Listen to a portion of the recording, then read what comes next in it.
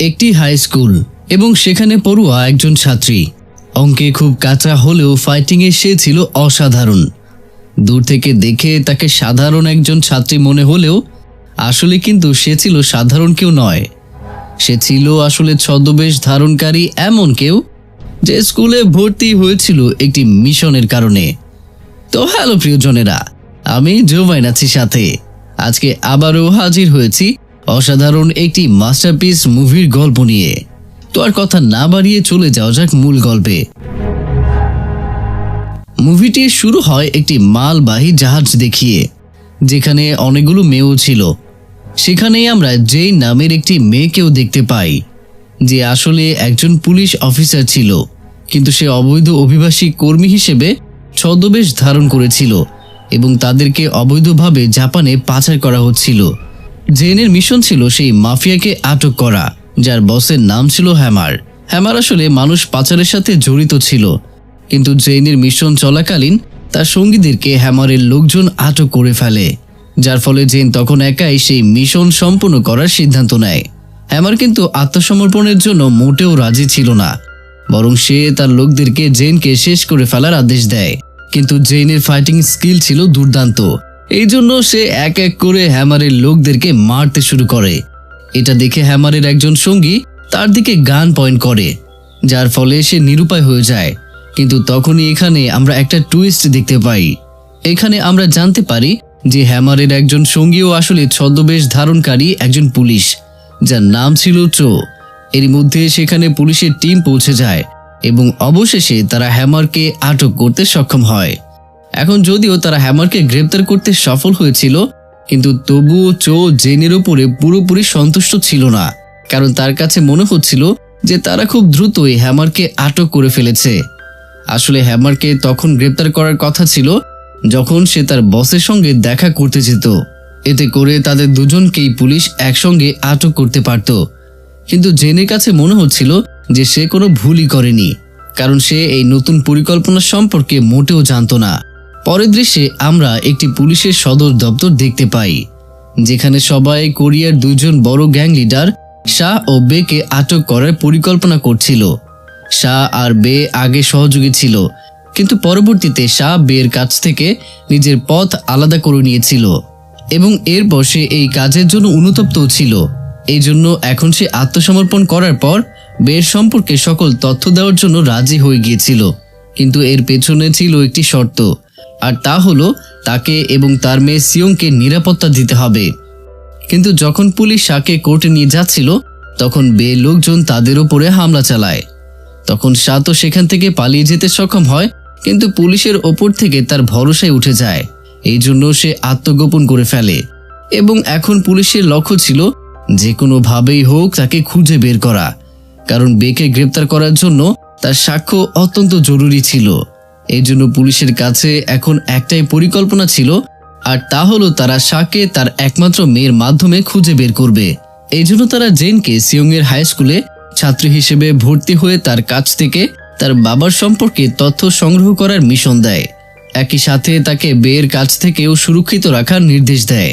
শুরুতে তো জেন এই মিশনের জন্য মানা করে দিয়েছিল, কারণ সে স্কুল ঘৃণা করত। কিন্তু যেহেতু এই কাজটির জন্য তার চেয়ে যোগ্য আর কেউ ছিল না, তাই তাকেই তার সিনিয়র অফিসারদের কথাই রাজি হতেই হয়। এরপর জেনকে তার আঙ্কেল স্কুলে দিয়ে আসে, যে কিনা নিজেও একজন পুলিশ অফিসার ছিল। তার নাম ছিল পার্ক। এদিকে জেন সিয়ং এর ক্লাসে পৌঁছে যায় আর সেখানে গিয়ে নিজের পরিচয় দেয়, কিন্তু পুলিশ অফিসার হিসেবে তার কথা বলার ধরন আর হাব ভাব কিছুটা ভিন্ন ছিল।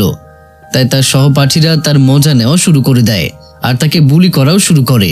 প্রথমে তো জেন তাদের কোনো পরোয়াই করছিল না, কিন্তু এরপর যখন তাদের বুলির মাত্রা সীমা ছাড়িয়ে যায়, তখন সে তাদেরকে প্রচণ্ড মারধর শুরু করে। এই কাহিনীর পর থেকে সবাই তাকে খুব ভয় পেতে শুরু করে। এমনকি তার একজন ধনী সহপাঠী তো তাকে তার দেহরক্ষী হওয়ার প্রস্তাবও দিয়ে ফেলে। এজন্য তাকে বেতন দিতেও রাজি ছিল। এরপর লাঞ্চের বিরতির সময় জেইন তার কাজ শুরু করে দেয় আর সে সিয়ং এর কাছে গিয়ে তার সাথে কথা বলার চেষ্টা করে। কিন্তু তখন আমরা জানতে পারি যে সে আসলে একা একা থাকতে বেশি স্বাচ্ছন্দ্য বোধ করে এবং বন্ধু বানাতে তেমন একটা পছন্দ করে না। এতে জেনের মিশন এখন আরো বেশি কঠিন হয়ে যায়। এরপর জেনের দেখা হয় একটি হ্যান্ডসাম ছেলে নো ইয়াং এর সাথে, যে ছিল এই স্কুলেরই নতুন শিক্ষার্থী এবং তারই সহপাঠী। জেন তো তাকে দেখেই প্রেমে পড়ে যায়। প্রথম দিনেই জেনকে তার গণিত শিক্ষক তাকে একটি গণিতের সমস্যার সমাধান করার জন্য বোর্ডের সামনে ডেকে নেয়, কারণ তার ডকুমেন্টসে লেখা ছিল যে সে তার আগের স্কুলের ক্লাস টপার ছিল, কিন্তু আসলে তো সে অঙ্ক একদমই পারত না। তখনই হঠাৎ ছুটির ঘন্টা বেজে ওঠে আর সে এই বিপদ থেকে রক্ষা পায়। স্কুল শেষে একজন পুলিশ অফিসার তাকে অ্যাপার্টমেন্টে নিয়ে যেতে আসে। তার অ্যাপার্টমেন্ট ঠিক সিয়ং এর অ্যাপার্টমেন্টের সামনে ছিল। সেখান থেকে যাওয়ার আগে সাং তাকে কিছু নোটবুকও দেয়, যেখানে সিয়ং সম্পর্কে সকল তথ্য লেখা ছিল। সেই রাতে যখন জেন একটি নোটবুক পড়ছিল, তখনই হঠাৎ সেখানে নো ইয়াং এসে যায়, যাকে দেখে সে তো চমকে ওঠে। আসলে নো ইয়াং তার পাশের বাসায় থাকতো, সে ছিল তার প্রতিবেশী। পরের দিন আমরা সংবাদ দেখতে পাই, সবচেয়ে বড় মাফিয়া বস বেকে, যার উপরে চলছিল কাউকে খুন করার মামলা, কিন্তু পুলিশ তার বিরুদ্ধে কোনো প্রমাণ খুঁজে পাচ্ছিল না। এজন্য বিচারক তাকে জামিন দিতে বাধ্য হয়। এদিকে পুলিশ তাকে জেলে পাঠানোর জন্য তার বিরুদ্ধে প্রমাণ সংগ্রহ করার সর্বোচ্চ চেষ্টা করছিল। অন্যদিকে বে তার লোকদেরকে যত দ্রুত সম্ভব শাকে খুঁজে বের করার নির্দেশ দিচ্ছিল, কারণ শাই ছিল তার সকল অপরাধমূলক কর্মকাণ্ডের একমাত্র সাক্ষী। এদিকে যখন সিয়ং মেয়েদের গ্যাং লিডারদের সাথে ঝগড়া করছিল, তখন তারা সিয়ংকে মারতে যাচ্ছিল। তখন সেখানে নো ইয়াং এসে তাকে বাঁচায়। জেন এসব দূর থেকে দেখছিল এবং তার সন্দেহ হয় যে তাদের মধ্যে কিছু চলছে। পরের দৃশ্যে যখন জেন লকার রুমে ছিল, তখন সেখানে সেই মেয়েদের গ্যাং লিডার আসে, যাকে সে গতকাল মেরেছিল, কারণ সে জেনের কাছ থেকে প্রতিশোধ নিতে চাচ্ছিল। আর এইবার সে ছেলেদের গ্যাংকেও সাথে করে নিয়ে এসেছিল। কিন্তু জেন তাদেরকে দেখে একটু ভয় পায় না। এটা দেখে সেই ছেলেদের গ্যাং লিডার তাকে স্কুল শেষে দেখা করার চ্যালেঞ্জ দেয়। অন্যদিকে সিয়ং অনেক বেশি অবাক হয়ে যায় যখন সে ওয়াশরুমে নিজের বাবাকে দেখতে পায়। আসলে শাহ তাকে নিজের সাথে অন্য কোনো দেশে নিয়ে যেতে চাইছিল, কারণ এখানে সে মোটেও নিরাপদ ছিল না, কিন্তু সে তার বাবার সাথে যাওয়ার জন্য মানা করে দেয়। এদিকে জেনের সন্দেহ হয় যে ওয়াশরুমে নিশ্চয়ই কিছু চলছে, এই জন্য সে ভেতরে ঢুকে যায়, কিন্তু ততক্ষণে শাহ সেখান থেকে বের হয়ে গিয়েছিল। তাই জেন দ্রুত তার পিছু নেওয়া শুরু করে, কিন্তু তার স্কুল গ্যাং মনে করে যে জেন তাদের কাছ থেকে পালিয়ে যাচ্ছে, এজন্য তারাও তার পিছু নেওয়া শুরু করে। কিন্তু জেনের দৌড়ানোর গতি স্বাভাবিকভাবেই ছিল তাদের চেয়ে বেশি, কিন্তু তবুও সে শাহকে ধরতে ব্যর্থ হয়, কারণ শাহ ততক্ষণে গাড়িতে উঠে গিয়েছিল। এরপর জেন তৎক্ষণাৎ তার টিমকে খবর দেয় যে সে এখনই শাহকে দেখেছিল। এরপর জেনের আঙ্কেল পার্ক তাকে সিয়ংয়ের সাথে বন্ধুত্ব করার একটি পরিকল্পনা বলে। পরিকল্পনাটি ছিল এমন যে পার্ক তার টিমকে গুন্ডার ছদ্মবেশে সিয়ংকে উত্ত্যক্ত করার জন্য পাঠাবে, আর জেন তখন সেখানে গিয়ে তাকে বাঁচাবে। এভাবে সে তার বিশ্বাস অর্জন করতে পারবে আর তারা বন্ধু হয়ে যাবে। পরের দিন জেন সিয়ং এর পিছু নিচ্ছিল যাতে সে নিজের পরিকল্পনাটি বাস্তবায়ন করতে পারে, কিন্তু তাকে স্কুল গ্যাং ঘেরাও করে ফেলে। তবে যেহেতু সে একটু তারার মধ্যে ছিল, তাই সেখান থেকে যাওয়ার জন্য সে সবাইকে পেটানো শুরু করে দেয়। এজন্য অবশ্য তার দেরি হয়েই যায়। এরপর তাদেরকে মারা শেষ করে যখন সে সিয়ং এর কাছে পৌঁছায়, তখন দূর থেকে সে এটা দেখে অবাক হয়ে যায় যে নো ইয়াং সেই গুন্ডাদের সাথে মারামারি করছে। এতে তার পুরো পরিকল্পনাটাই বিফলে যায়। এদিকে মারামারির পর নো ইয়াং এর পা মুচকে গিয়েছিল, এজন্য সে নো ইয়াংকে সাহায্য করে। আর এরই মধ্যে তার নজর যায় নো ইয়াং এর ভাঙা ঘড়ির দিকে। সেই রাতেই ঘুমানোর সময় তার বারবার মনে হচ্ছিল যে নো ইয়াং কত সুপুরুষ। তখনই নো ইয়াং তার অ্যাপার্টমেন্টে আসে, আর এটা দেখে প্রথমে তো বিশ্বাসই করতে পারছিল না, কিন্তু এরপরে তাদের মধ্যে ডাটা ট্রান্সফারের মুহূর্ত তৈরি হয়। কিন্তু বন্ধুরা, আমরা এরপর জানতে পারি যে আসলে এটা শুধু জেনের স্বপ্ন ছিল। পরের দিন জেন এটা দেখে অবাক হয়ে যায় যে চো তাদের স্কুলে শিক্ষকের ছদ্মবেশে পড়াতে চলে এসেছে। এই জন্য সে এই বিষয়ে তার আঙ্কেলের কাছে অভিযোগ জানায়, কারণ সে চাইছিল না যে চো তার মিশনে হস্তক্ষেপ করুক। কিন্তু তার আঙ্কেলের এখানে কোনো করণীয় ছিল না, কারণ চোকে এই মিশনের অংশীদার করেছিল সিনিয়র অফিসাররা।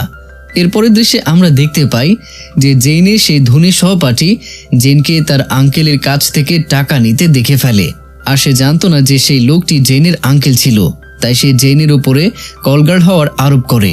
খুব দ্রুতই এই খবরটি পুরো স্কুলে ছড়িয়ে পড়ে, আর তাই সবাই তার থেকে দূরে সরে যেতে থাকে। এটা দেখে সিয়ং এর কাছে খুব খারাপ লাগে যে এখন তার মতো জেনেরও আর কোনো বন্ধু নেই। এই জন্য সে জেনের সাথে বন্ধুত্বের হাত বাড়ায়। এতে জেন অনেক বেশি খুশি হয়ে যায়। কারণ সে এখন তার মিশন সম্পূর্ণ করার দিকে এক ধাপ এগিয়ে গিয়েছিল। এরপর আমরা দেখতে পাই যে জেনকে গণিতের একটি পরীক্ষা দিতে হচ্ছে এবং এই জন্য সে বেশ উদ্বিগ্ন। কিন্তু তার আঙ্কেল তার সাহায্য করার জন্য আগে থেকেই কিছু শিক্ষক নিযুক্ত করে রেখেছিল। শুরুতে তো সবকিছু ঠিকঠাকই চলছিল, কিন্তু এরপর সে চিটিংরত অবস্থায় ধরা পড়ে যায়। এই জন্য তাকে শিক্ষকদের অফিসে ডেকে নিয়ে যাওয়া হয়।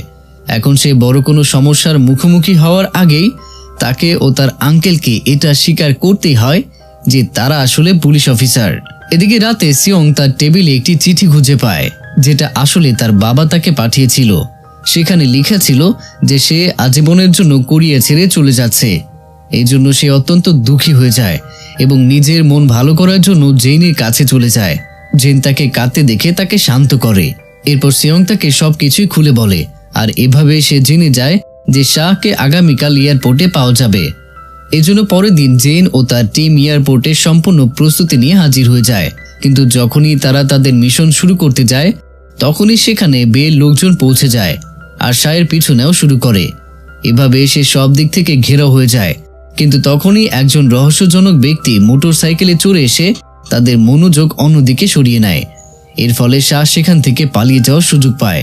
কিন্তু সেই রহস্যজনক ব্যক্তি সেখান থেকে পালিয়ে যাওয়ার আগ মুহূর্তে পিছলে পড়ে যায়, আর এতে তার ঘড়িটিও ছিটকে পড়ে যায়। জেন যখন সেই ঘড়িটি দেখতে পায়, তখন তার নোয়াংয়ের ভাঙা ঘড়ির কথা মনে পড়ে যায়। এই জন্য তখন তার নোয়াংয়ের উপর সন্দেহ জাগে। তাই যখন সে নোয়াংয়ের সাথে দেখা করতে যায়, তখন তার কাছে তার ঘড়ির বিষয়ে জানতে চায় এবং সেই ভাঙা ঘড়িটি দেখায়। কিন্তু নোয়াং সেই ঘড়িটিকে নিজের বলে স্বীকার করে না। এরপর জেন তার সঙ্গী সাংকে নোয়াং সম্পর্কে সকল তথ্য সংগ্রহ করতে বলে। এতে সে এটা জানতে পারে যে নোয়াং আসলে শাহের সঙ্গী ছিল, যাকে সে সিয়ংয়ের নিরাপত্তা রক্ষার জন্য ছদ্মবেশে এখানে পাঠিয়েছিল। এজন্য জেন অবশেষে সিয়ংয়ের সামনে স্বীকার করে যে সে আসলে একজন পুলিশ অফিসার। সে আসলে তার বাবাকে আটক করার মিশন নিয়ে এখানে এসেছিল। এটা শুনে সিয়ং অত্যন্ত হতাশ হয়ে যায় আর জেনের সাথে রাগ করে সেখান থেকে চলে যায়। এরপর একদিন রাতে জেন জানতে পারে যে তার আঙ্কেলকে কেউ একজন ছুরিকাঘাত করেছে। এই জন্য সে তৎক্ষণাৎ হাসপাতালে ছুটে যায়। সেখানে গিয়ে সে জানতে পারে যে তার আঙ্কেলের অবস্থা বেশ শোচনীয়। এরপর সাং জেন ও সিয়ংকে হাসপাতাল থেকে বাসায় পৌঁছে দিতে যাচ্ছিল। এখন সিয়ং তার নিরাপত্তার জন্য জেনের সাথেই থাকছিল।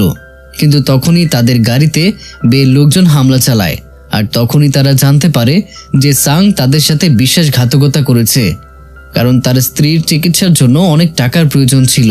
বে লোকজন নিমিষেই জেনকে আহত করে ফেলে আর সিয়ংকে বে সদর দপ্তরে নিয়ে যায়। শাহ যখন জানতে পারে তার মেয়েকে অপহরণ করেছে, তখন সেও সেই সদর দপ্তরে পৌঁছে যায়।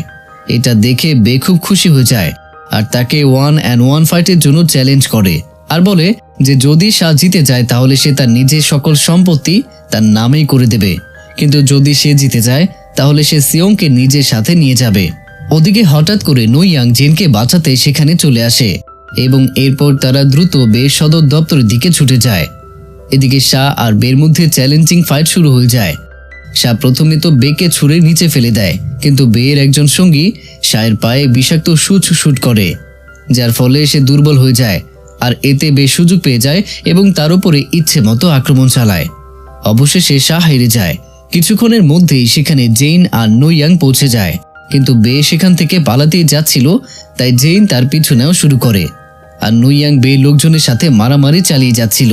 পিছু নিতে নিতে জেন বের গাড়ির উপরে ঝাঁপিয়ে পড়ে আর তাকে থামাতে সফল হয়ে যায়। কিন্তু তখনই সেখানে চো এসে জেনের উপরে গান পয়েন্ট করে। এখান থেকে আমরা জানতে পারি যে সেও তাদের সাথে প্রতারণা করেছে এবং সেই টাকার লোভেই এসব করেছে। চো তো এটাও স্বীকার করে নেয় যে সেই তার আঙ্কেলকে ছুরিকাঘাত করেছে। এসব শুনে জেনের প্রচন্ড রাগ হয় আর সে চোকে মারতে শুরু করে এবং মুহূর্তেই তাকে হারিয়ে দেয়। অন্যদিকে নোয়াং শাহ ও সিয়ংকে বাঁচানোর জন্য খুব সাহসিকতার সাথে মারামারি করে যাচ্ছিল আর দীর্ঘ মারামারির পর সে বের লোকজনদেরকেও হারাতে সক্ষম হয়ে যায়। মুভির শেষ দৃশ্যে চো আর সাংকে গ্রেপ্তার করা হয় আর তারা শাহকেও বাঁচাতে সক্ষম হয়। এদিকে জেনের জন্য আরেকটি সুখবর ছিল, আর তা হলো ইতিমধ্যেই তার আঙ্কেলের শারীরিক অবস্থার উন্নতি হয়েছিল। জেন সব মিলে খুব খুশি হয়ে যায়, কারণ অবশেষে তার মিশনটি সফল হয়েছিল। আর এরই মধ্য দিয়ে এই অসাধারণ মুভির গল্পটি শেষ হয়ে যায়। তো প্রিয়জনেরা, কেমন ছিল আজকের মুভির গল্পটি আর আমার এক্সপ্লেনেশন, সেটা অবশ্যই কমেন্টের মাধ্যমে জানাতে ভুলবেন না। পরবর্তীতে এমন ভিন্ন ধরনের সব কাহিনী উপভোগ করতে আমাদের চ্যানেলটিকে সাবস্ক্রাইব করে পাশেই থাকুন। দেখা হচ্ছে পরের ভিডিওতে। ততক্ষণ সবাই সুস্থ থাকুন, ভালো থাকুন আর অবশ্যই আমাকে মনে রাখুন।